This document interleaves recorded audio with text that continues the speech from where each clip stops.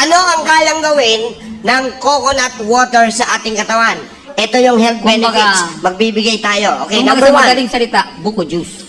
Oo, sabaw ng buko.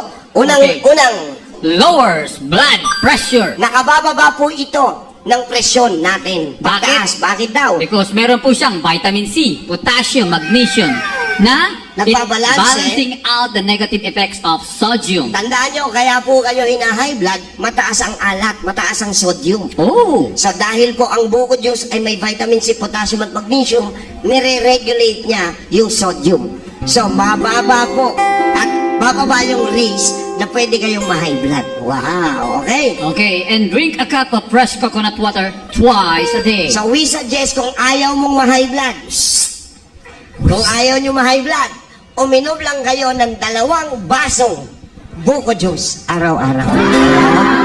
Mas mura yon kaysa mag-maintain ng gamot. Tama o mali?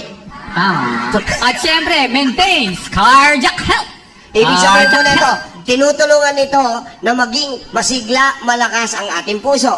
Bakit? daw? Because cholesterol and fat-free. Ang buko juice po ay cholesterol and fat free. Wala siyang lamang cholesterol, wala siyang lamang taba.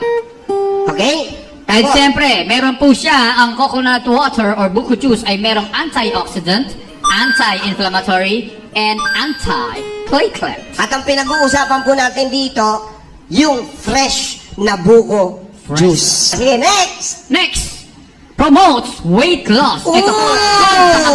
nagtatamaan, Marami na- naglalakihan. Dok, ano ba ang pinakamagandang weight loss na therapy? Di buko juice.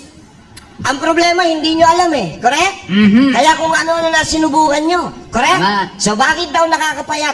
Low in calories Yan, walang calories. Meron, pero mapababa lang. and contains various bioactive enzymes. Yung enzyme ang susunog contains bioactive enzyme.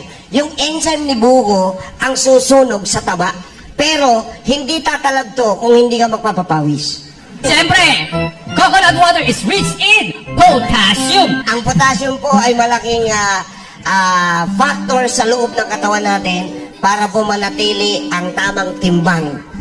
Pagka ho tama ang potassium intake nyo, hindi ho kayo ma-overweight dahil si potassium ay tutulong sa digestion para ilabas ang mga dapat ilabas ng ating katawan.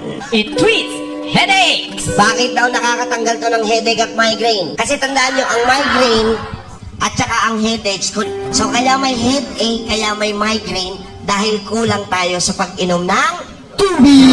So ibig sabihin, dehydrated ka.